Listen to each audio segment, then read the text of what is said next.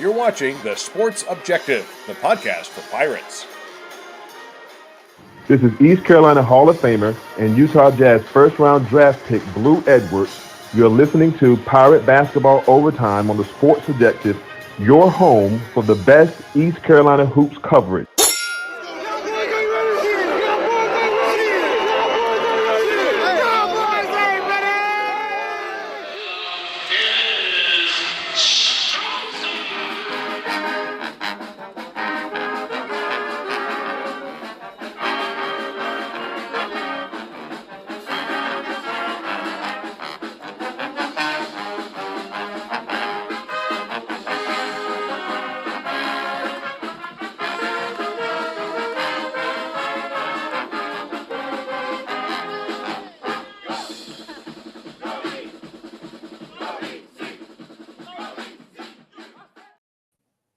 Welcome into Pirate Basketball Overtime, coming to you 24 hours after the Pirates' heartbreaking 60-59 defeat to North Texas, the Mean Green. Find a way to get it done there in the waning seconds at Minges on Wednesday night. And now to break down this heartbreaking loss for ECU, welcome in Matt Semenza. Matt, man, what a heartbreaker that was last night for the Pirates. Yeah, Bubba, another obviously really tough loss for this team. And, reminiscent of the UCF football game, I think it's, 2014 when we lost on a Hail Mary. Couldn't help but I had that same thought. Yeah, couldn't help but think of that. But, I mean, this was a game that the Pirates should have won at home. Certainly had their opportunities, but just couldn't execute down the stretch. And, we're going to break it all down tonight. Yeah, poor possessions there on a few occasions at least in the final few minutes, and then you miss free throws. You allow second and third chances, and didn't really have a good feeling. Then you have the Pirates. Well, it wasn't final possession. Next to last possession, RJ Felton banks it in from about 18 feet. After Brandon Johnson appeared to get away with the travel, you felt like, hey, we're going to get away with one, not executing, not making free throws, allowing those second chance buckets. And then you didn't get away with it because of allowing a 85-foot pass to you don't guard the inbounds. We'll dive into all the logistics and just the strategy there on that sequence here in just a minute after we run the clip. But a lot to dissect. Absolutely. And you make a great point that we did not put a man over the inbounds pass. And I mean that's an excellent point. And obviously we didn't have a timeout in that spot.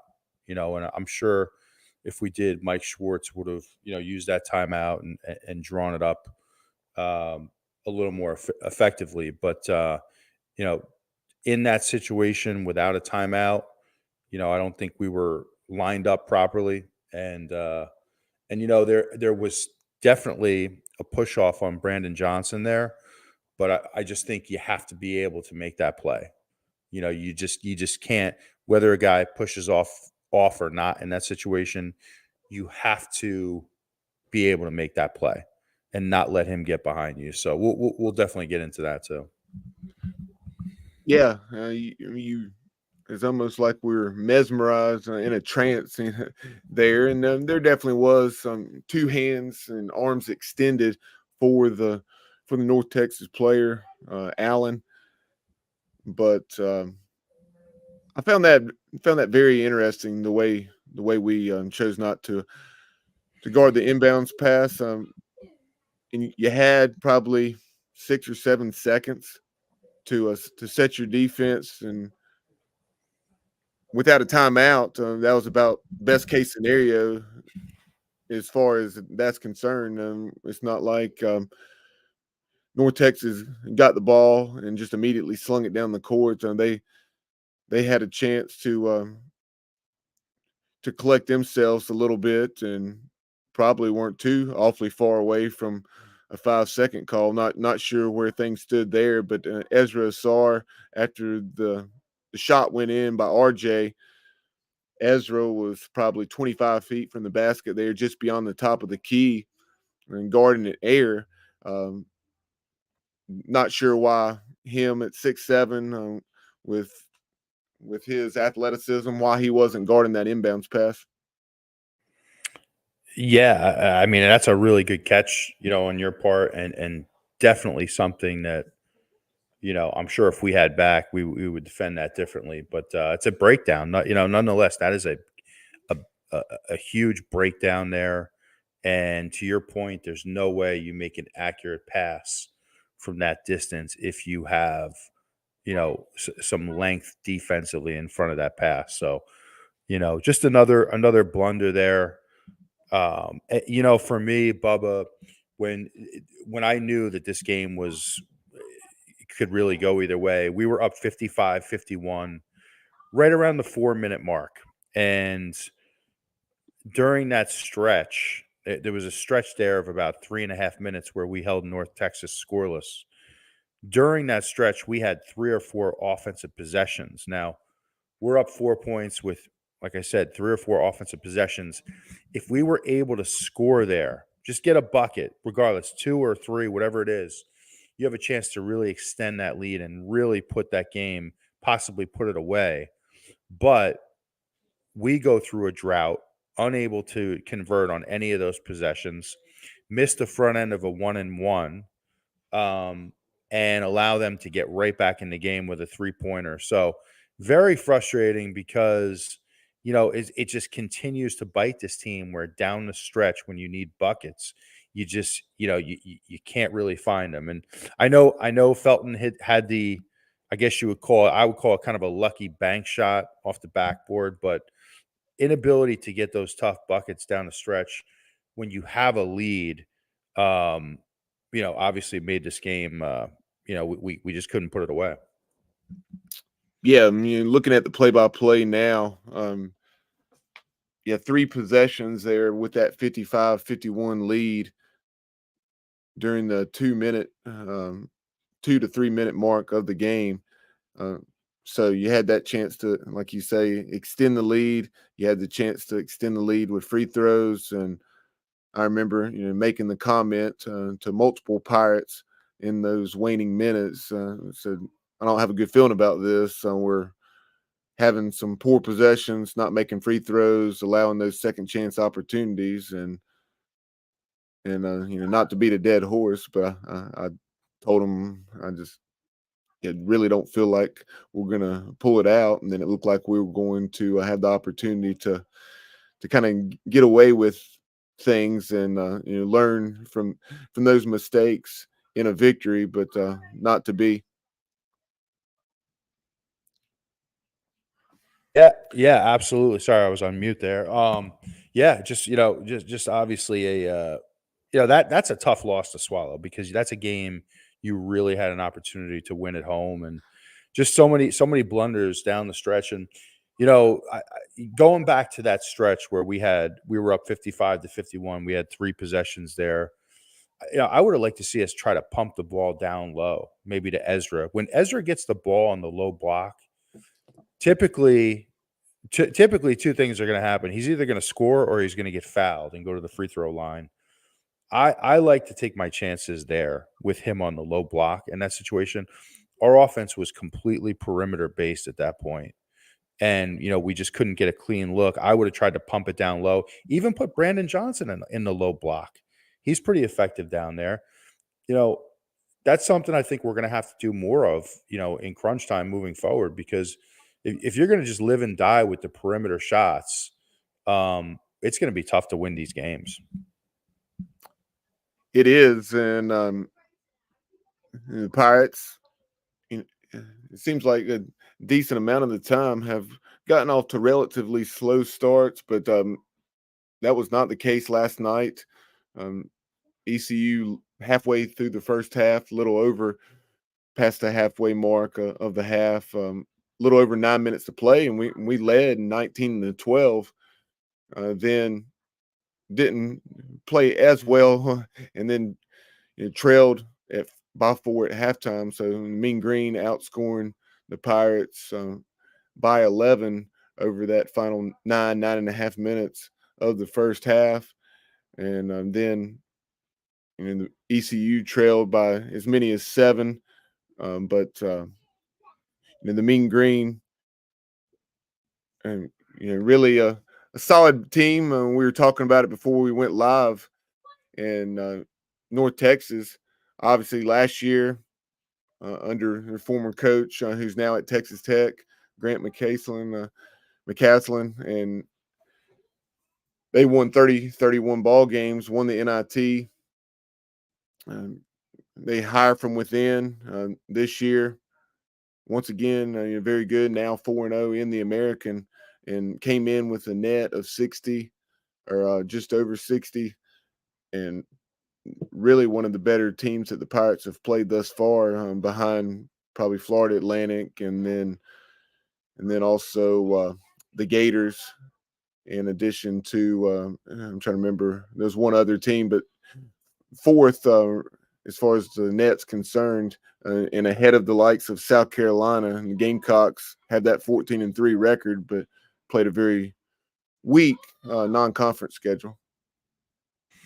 Yeah, and when you kind of like break it down like you just did, it's really starting to become the season of what ifs. I mean, there's a handful of games here, 5 or 6 games that, had we just executed down the stretch, we win those games. And it's really starting to become a very frustrating season, because you can see, I say this on almost every show, there are glimpses of this team where they play fantastic, and we look very talented, and we could do a lot of good things on the court. And then there are other times where we just don't execute. And I'm not sure where that inconsistency comes from, but this is certainly starting to become a situation where this season can quickly get away from us in conference play here. And, I think the defense was good enough to win that game last night. But again, for me, it's really the inability to find buckets down the stretch to win these games. And, they're going to have to figure that out if they're going to have any success in conference play here, because, this does start to get the feeling where it's going to get away a little bit.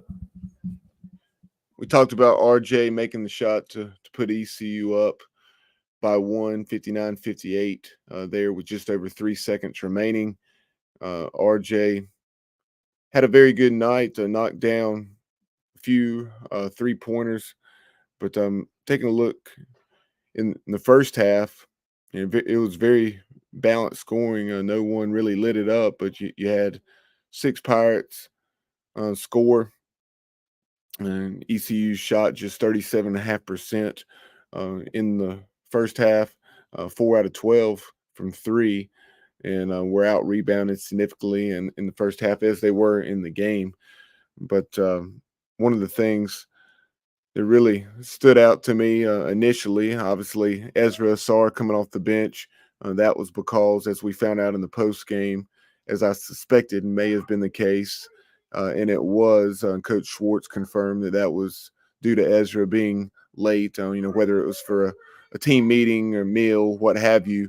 And as a result, Sear Malonga got the start, did some nice things there early, and ended up playing 12 minutes in the game. And then for North Texas, Edwards, who finished the game with 20, we'll run over those final stats in just a few minutes, but Edwards had 10 of those in the first half. So taking a look at the final numbers for the game, East Carolina had 3 guys in double figures, led by RJ Felton. RJ in 34 minutes had 16 points, 6 out of 16 from the floor. So not the best shooting night for RJ, but he did, as I mentioned, shoot the ball very well from the perimeter, as he was 4 out of 10 from 3-point range. So although he was fortunate on that shot that gave ECU a lead, RJ very much was the reason the Pirates were in that situation to take the lead.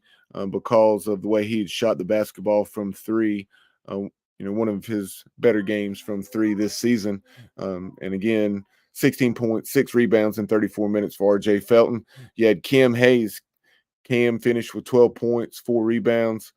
Brandon Johnson had 11 and 8, so just a couple rebounds shy of another double-double for Brandon in 38 minutes, a team high. Bobby Pettiford did not score. Bobby's been struggling of late, and Bobby was 0 for 5 from the floor, missed both free throws he attempted in 24 minutes. And just to jump in on that really quick, Bubba, I mean, that to me, Pettiford is the one that really jumps out to me. 0 for 5 field goals. This is a talented player offensively. He can get into the lane. He can finish at the rim. We need to get him going because he's too talented of a player to go 24 minutes and have 0 points. So just wanted to interject with that. Yeah, I definitely agree. And kind of as a result, and then perhaps also for defensive purposes, Jaden Walker saw significant minutes. Jaden played 23 minutes off the bench, scored 8 points, 3 for 3 from the floor, knocked down a 3-pointer. Did miss a couple of free throws there in the second half, and he was definitely not by himself there. ECU just 11 out of 18 from the line. And as we've referenced on a few occasions already, that was one of the things that really stood out in this 1-point loss to a very talented North Texas ball club. ECU also had Ezra Asar coming off the bench, scoring 9, and just 5 field goal attempts. And Ezra knocked down 5 out of 6 from the line. So that's awesome to see Ezra shooting free throws so well. Absolutely, and that's huge, and that's another reason why I really like the idea of getting the ball to him on the low block in situations where you really need a bucket because he is starting to shoot free throws better. Last year I might not have said that, but he's showing improvement from the free throw line. So, that's something I think we need to try to do more of. Looking forward. The other thing about Ezra there, he had a real tough stretch.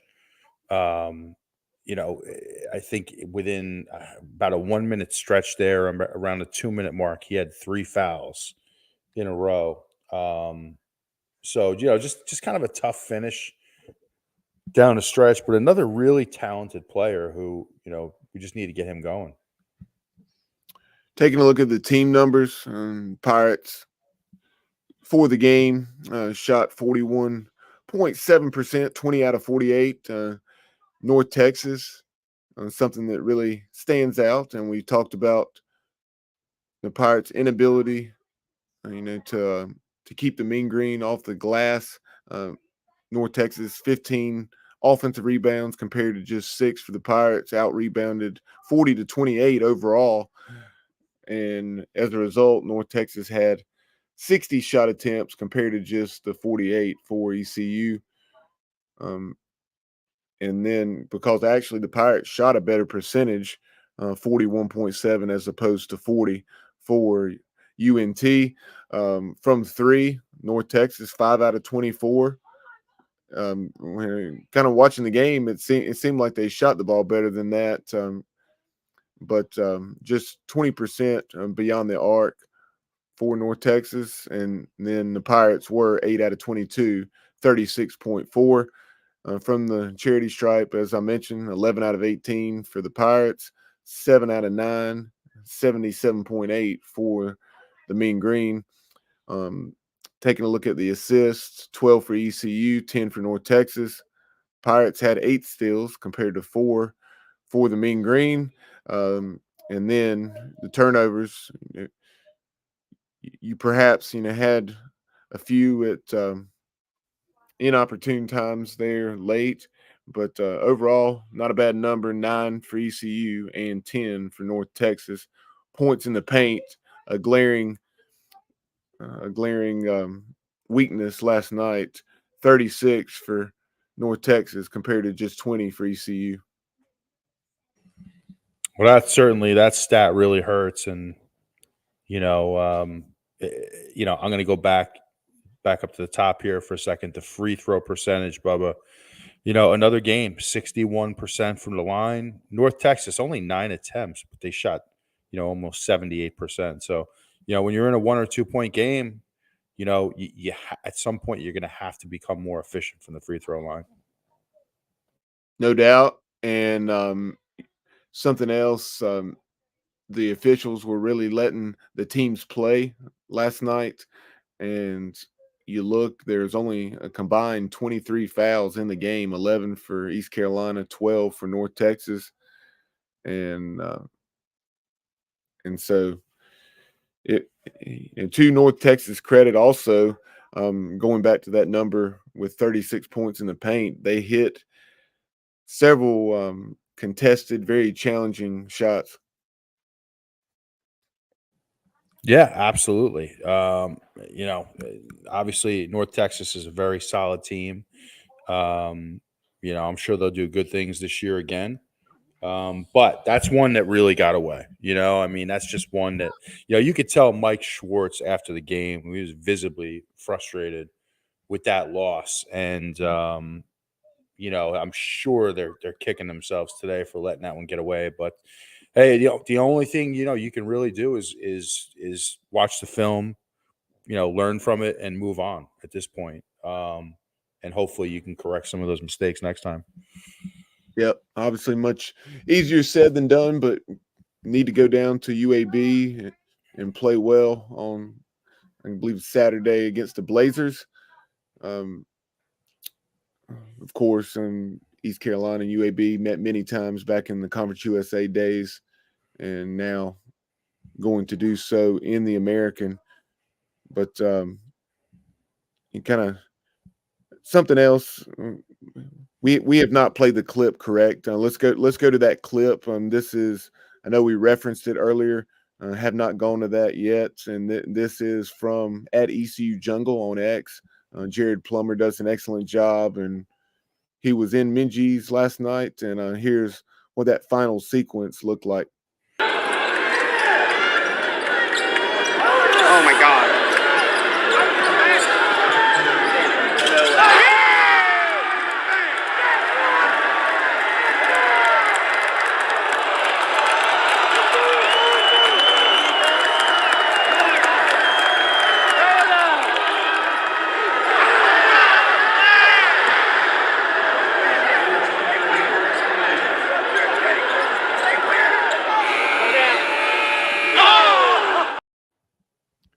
Ouch. And That's tough to watch. That is tough to watch. In a couple things. First, kind of working in reverse here. There, Ezra, not too far off the mark. To be honest with you, I was so ticked at us allowing the 85-foot baseballs pass that live I did not even see Ezra Asar's 55-footer to win it, or to attempt to win it. And then when I went back and watched, I was like, that actually, he almost, he came fairly close to matching what Bobby Pettiford did against Kennesaw State. What a story that would have been. But to our credit, we continue to play and nearly about pulled off another miracle there.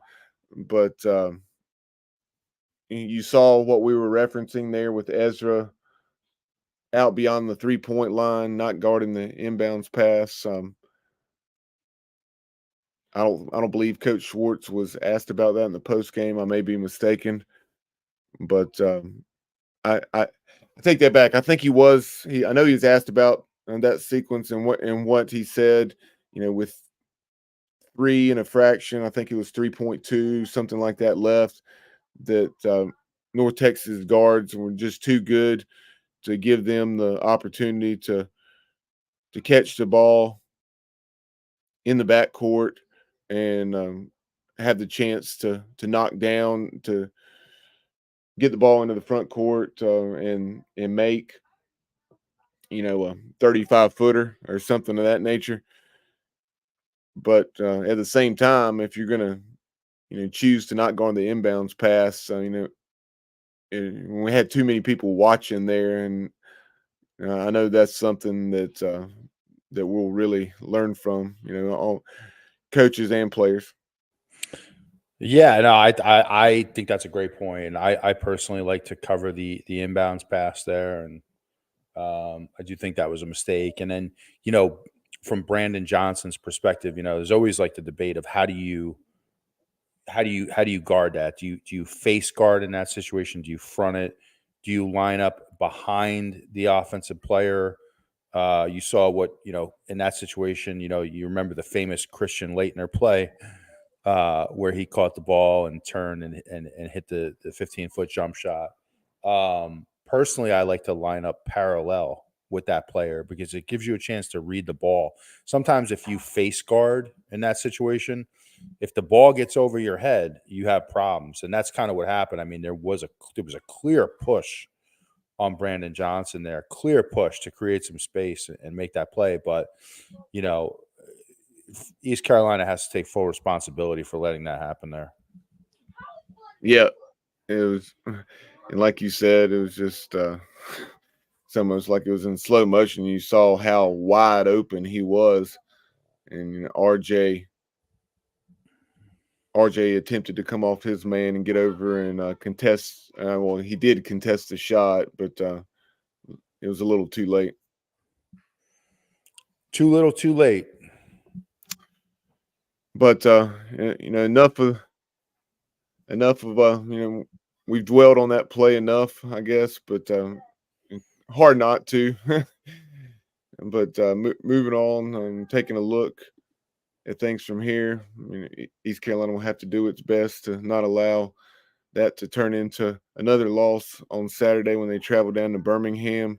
And taking a look at UAB and the Blazers, actually played North Texas last year in the NIT championship, coming up shy.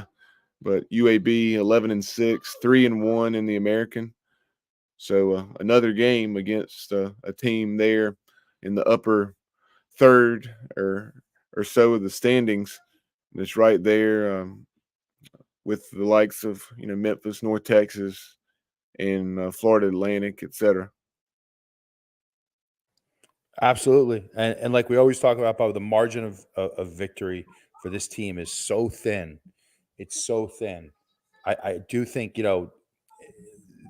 Mike Schwartz's game plan on most nights and scrappy defense is going to keep this team in most games. But definitely another huge challenge on the road at UAB, and but you really need a win here because, like I said, you don't want to let conference play start to slip too far away. So it's a big game. It's a big game on Saturday. Taking a look at the team numbers for UAB, definitely jumps off the page. The Blazers are averaging right at 77.5 points a game. And find it interesting that considering they're averaging right at 80 points, their leading scorer is just averaging 12 points a game. So taking a look at their team numbers, they're led by Eric Gaines. He leads them with 12-1, 4 rebounds, and a little over 4.5 assists per game. However, he's just shooting 37.5% from the floor. 6'2", 165-pound guard out of Lithonia, Georgia. So big challenge for us to stop him. Yeah, it has to be some pretty balanced scoring for the Blazers, obviously, considering averaging 77 and their leading scorer is just at 12. Then you have Lindeborg. He's their average. He's leading them in rebounds, 9.6 per game. Also, right at 12 points per game, shooting nearly 52% from the floor. 6'9", 230 pounds from your home state of New Jersey. Got to represent New Jersey, Bubba. Glad to see that. So taking a look around the American at some of the results. I know tonight you have let's see, Florida Atlantic and 23rd ranked Owls victorious over Wichita State 86-77. And the Shockers actually led that game in Boca 42-31 at the break, and then it was all Florida Atlantic in the second half as they outscored the Shockers 55-35 to go on to that 9-point victory.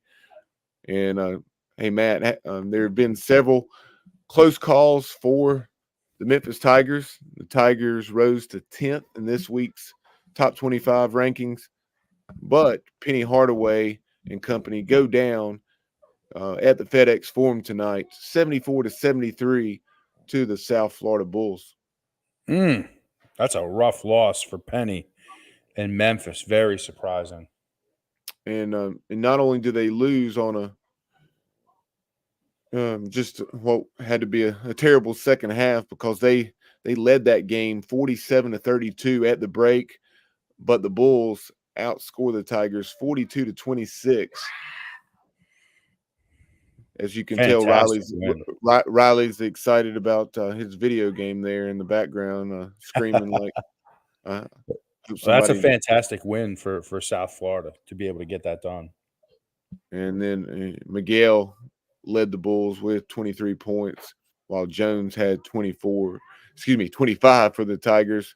And going back to Wednesday night in the American, you in addition to the East Carolina North Texas game, you had UAB, Saturday's opponent for the Pirates, victorious over Tulane 83-69. And the Green Wave now 11-6, 2-3, as is East Carolina 2-3 in the American, and we'll run through those complete standings very quickly here in just a moment. And then you also had Tulsa. Just a few nights ago, you had the Memphis Tigers score a conference record as far as the number of points scored in a AAC game with, I believe it was 112 they scored out at Wichita State. So Tulsa nearly topped it. Tulsa on Wednesday night, 107, the UTSA Roadrunners 78. So a much needed win there in a battle of beaten teams, if you will, as the Roadrunners and Golden Hurricane were 0-4 entering that one. And go ahead, Matt. Just going to say, obviously a lot of, as you go through these scores, I mean, the thing that comes to mind, Bubba, is just a lot of balance in this league, a lot of good teams, like good, solid teams. And, just to take it back to ECU for a minute, they're just going to have to bring it every game and find a way to get some wins here, because I don't think anything is going to come easy, for this team. But, pretty impressive league when you look at it from top to bottom, and some of the new additions playing well. Yep, and again, Tulsa won that battle of the winless teams by 29. And so running through the conference standings, you have North Texas now. The Mean Green are on top all by themselves in the league standings. 4-0 is North Texas. Memphis, a half game back at 4-1, as is Florida Atlantic and the Charlotte 49ers. A bit of a surprise there under their first-year head coach. And you have that three-way tie between Memphis, FAU, and Charlotte. SMU, a full game back at 3-1, as is South Florida and UAB. Tulane and ECU, 2-3, 2.5 games back. Tulsa and Temple, as well as UTSA. Those three programs are at 1-4, 3.5 games back. And then Wichita State, it sounds weird to say, but the Shockers are 0-4, as is Rice. And they sit at the bottom of the league standings. Overall, Memphis has the best record at 15-3. FAU 14-4, and then you also have SMU, the Mustangs, now 12-5 overall. Yeah, those teams at the top of the conference are playing well. Also had some comments, Bubba, from I know Johnny Robertson had some comments. I don't know if you're able to pull those up. Yeah, but appreciate everyone chiming in tonight on YouTube, Facebook, and X. If you're currently tuned in and have not commented, if you have something, go ahead and send it to us. We'll be live for another 5 to 10 minutes tonight. Johnny Gardner says have to follow the inbound kid for a kickback is what he said. And Johnny Robertson said the Pirates started 8 of 9 from the line and finished 3 out of 9, including a missed front end of a 1-and-1. Ouch. Yep. That's a killer. Said, that's a killer, Bubba. And that's you're just not going to win games like that. 3 of 9, and the front end of those 1-and-1s are just they're killer down the stretch. Justin Butts, one of our regulars, and Justin chimes in just saying what a heartbreaking loss, undoubtedly. And I believe this may have been was this the comment you were referencing? Or yeah, you said JR said, are we starting to see a transition at point guard? This is the first time all season that Jaden has played the point. Last season in the final 8 games, people forget that he averaged a little over 39 minutes a game, 15.5 points and 5.5 assists while playing point guard after Javon Small went down with his season-ending injury, and then obviously chose to enter the transfer portal following the season and is now at Oklahoma State. But said that Jaden seems to be uncomfortable off the ball, but last night played a significant amount of point, played 23 minutes, 3 out of 3 from the floor, and knocked down the only 3-pointer he shot. Yeah, and I think it's a really good question, by Johnny, and it's something I was kind of thinking about too. I mean, I'm happy to share my thoughts on that. I mean, I think Pettiford played 24 minutes last night. I think that Mike Schwartz wanted, I think he wanted defense down the stretch, and so you're definitely starting to see more minutes go to Walker at point guard. Now, if you look at the last 2 games, Pettiford has been on the bench, down the stretch. You had LeCount get heavy minutes a few games ago, and then obviously last night Walker.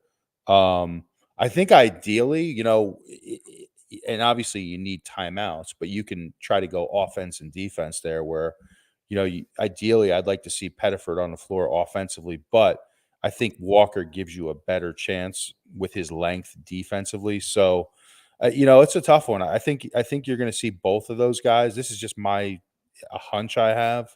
I think you're going to see both of those guys get heavy minutes at point guard. And I do agree. I think Walker has looked his best at ECU when he plays point guard. And it has been surprising to me, Bubba, that he didn't I guess that he didn't get that opportunity in the first half of the season. What are your thoughts on that?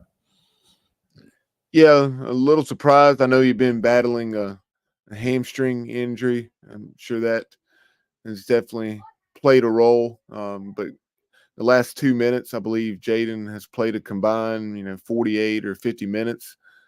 So good to see him back playing significant minutes, and not only playing significant minutes, going right along with that, just the way he's contributing on both ends of the court. Yeah, it's going to be interesting to see how, what Mike Schwartz does with that situation. But I think that I do think you're going to see Walker at the point for the remainder of the season. Before we touch on a couple other topics and wrap up tonight's show, wanted to thank our loyal new sponsor. Appreciate the support of former East Carolina offensive lineman Big Ed Watkins, Ed Watkins Marine. Ed's been in the business for years, even while he was still involved with NASCAR. Now he's strictly in the boat business. Again, Ed Watkins Marine, appreciate their support of the show. They have 2 locations to serve you in Denver, North Carolina. They can be found on North Carolina Highway 16, 3333 North Carolina Highway 16 business, rather. And you can reach them via phone at that location, 704-483-BOAT. Again, 704-483-BOAT at their Denver store. Their second location is in Cornelius. They can be found at 18,919 West Catawba Avenue, Suite B. Reach them via phone, 704-498-4985. Again, 704-498-4985. They have fishing boats, center consoles, family friend, bow riders, trailers, pontoon boats, engines, UTVs, you name it. Whether you're looking to buy a new boat or repower your existing boat, Ed Watkins Marine can satisfy all of your boating needs. Again, edwatkinsmarine.com. We appreciate Big Ed's support of the program. Bubba, I had an opportunity to when Big Ed was still in his NASCAR days. I went out to Pocono Raceway, and Big Ed was on one pit crew, and Jeff Carr was with I think he was with Martin Truex Jr. at that point, and I had an opportunity to and I'm not a big NASCAR guy, but got an opportunity to watch the race from the pits. I was right down on pit road, and had a chance to watch both of those guys up close and personal.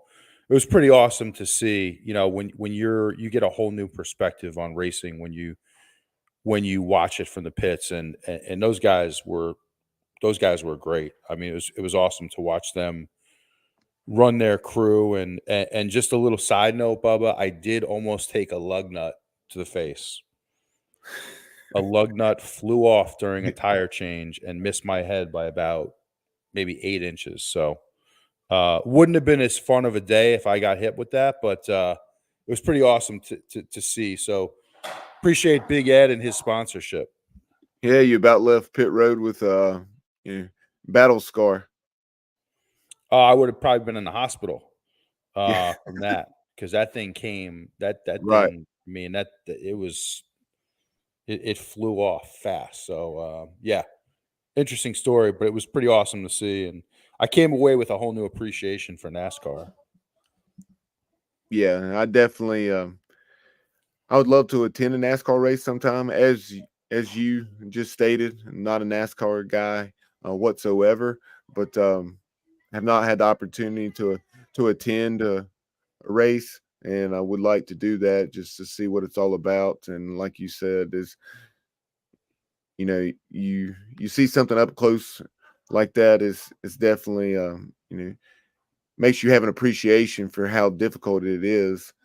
And I know a few years ago for professional development, beginning the school year, my school visited Joe Gibbs Racing over in Mooresville, and that was an eye-opening experience there, because they showed us what it was like as far as the hundredths of a second mattering, with a pit stop and all the detail that's involved. And how much those guys lift weights and practice that to get it down to, that fraction of a second. Oh, no doubt about it. I mean, all those guys are in great shape, and it really is it's a science. When you see it up close and personal, and you know, um, just the process that they go through. So, not going to try to sound like an expert on NASCAR here, because I'm not, but I'll just say I came away with a much better appreciation for it. Getting back to basketball, something I realized we have not discussed on the show, and guess it was about a week ago, not quite a week ago now, where give credit here to Stephen Igo at Hoist the Colors. He broke the news that the Pirates picked up a commitment from a 6'7" junior college wing from Indian River State College, and that is Forgive me if I'm mispronouncing this name. I have not heard the pronunciation, have been unable to find it thus far online. But J. Shane Woodard, committed to Mike Schwartz and staff. He's averaging right around 15 points a game. Is a member, as you would guess, being a JUCO guy with the 2024 class. And also had offers, from Arkansas State, Florida International, FIU, Manhattan, and Northern Illinois, Oakland, Robert Morris, Stony Brook, and Youngstown State, as well as interest from several high major programs. He became the second member of the 2024 class, in addition to RJ Felton's brother, LaDante, who I believe is more commonly referred to as Booby Felton. You also have Word of God point guard Jordan Vick, who used to be at Southern Nash High School. He reclassified and is now a commitment for the 2025 cycle. But Matt, I know you're aware of the commitment, certainly, but have you had the opportunity to check out the film of J. Shane Woodard? I really haven't yet, Bubba. But 6'7", shoots a high percentage from the 3-point line, and you can't have enough of those guys. So hopefully he pans out and has a great career. I will tell you, I did see probably 3 or 4 minutes worth of highlights, and what I saw, a comparison here that Pirate fans can relate to. He's 6'7". Tristan Newton was about 6'5". Reminds me, the way he plays and his shot, not the quickest of releases, and it's kind of more of a set shot like a Tristan Newton, but he reminds me of a little bit taller Tristan Newton, a guy that has versatility to handle the basketball. No, he's not a point guard like Tristan is, but he can definitely handle the basketball very well, and really like what I saw with his aggressiveness, taking the ball to the basket, and also, as you mentioned, shooting a very high percentage, I believe around 40% from beyond the arc. Sounds like a great pickup, and in this age of kind of almost like positionless basketball at times, where you just have a bunch of guys who are 6'7", 6'8", that can handle the ball and shoot threes and take it to the hole. I mean, sounds like a good pickup to me. I'm definitely going to check out the film, maybe in the next day or two, and see how it goes. And Johnny Gardner chiming in regarding Woodard, saying the kid grew up beside Rucker Park, heart of basketball. Interesting. Okay. Interesting. I didn't know that. So, as always, you can count on Johnny Hoops to provide some interesting tidbits on when we're talking Pirate basketball or just college basketball in general. And absolutely. What's up, Johnny?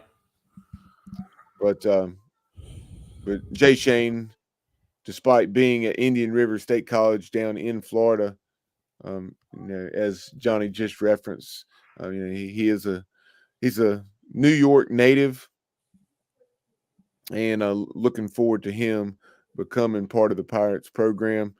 It said that he also pulled down 11.9 rebounds per game and 3.5 assists per game. So very much like Tristan Newton, who I compared him to with his style of play. He can stuff the stat sheet.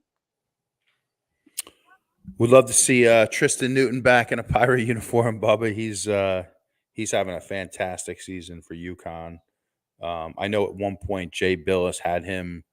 This is a few weeks back. He had him as his National Player of the Year at one point. So he's having a great season up here in UConn territory. Yep. Definitely. I remember us discussing that a few weeks back as far as the season that Tristan's having, and glad to see him doing well because it was one of those things with the change in leadership. Had it not been for the change in leadership, who knows? But we had heard that Tristan might have remained a Pirate, but since the staff that had brought him to Greenville was no longer leading the program. It's understandable that he opted to pursue new opportunities, especially with some of those opportunities he had on the table. But really, that's about all I have for tonight. Do you have anything else, Matt, before we wrap this edition of Pirate Basketball Overtime up? No, I think we covered it all, and just hoping we get a win on Saturday. And again, Pirates lose a heartbreaker, about as much of a heartbreaker as you can have, 60-59 on Wednesday night to the Mean Green of North Texas. With that loss, and the Pirates fell to 9-9 overall and 2-3 in the American. So that means ECU has 13 remaining regular season games as the Pirates play 18 AAC games. And, hopefully the Pirates will be able to play better late in games and win more conference games than ever before and find a way to have that elusive winning season, for the first time since 2012, 2013. We'll see what happens, buddy. But, for Matt Semenza, I'm Bubba Rosenbaum. We appreciate everyone tuning in tonight and chiming in on Facebook, YouTube, and X. That will do it for us on this edition of Pirate Basketball Overtime. And be sure to follow us on social media. On X, you can follow us at The Sports OBJ, on Instagram and TikTok at The Sports Objective. Like and follow us on Facebook and subscribe to our YouTube channel. And when you subscribe to our YouTube channel, be sure to click that bell and click notifications and all, so that way anytime we go live or upload new content, you're alerted on your device. And one other quick note, we uploaded a short today. Yannick Smith, the very talented Pirate football wide receiver that's headed to ECU from Summerville, South Carolina, down there on the South Carolina coast. He's also a tremendous basketball player, one of the top in the Palmetto State. Check out the dunk he had in a game on Wednesday night, I believe it was. Very impressive, a highlight reel dunk by Yannick Smith, and it's easy to see, how he's such a good wide receiver, with such leaping ability, and be interesting to see in the future, whether he's someone that the Pirates throw a lot of fade balls and jump balls to down in the red zone. But again, you've been watching Pirate Basketball Overtime here on the Sports Objective. We'll talk to you soon, and as always, go Pirates.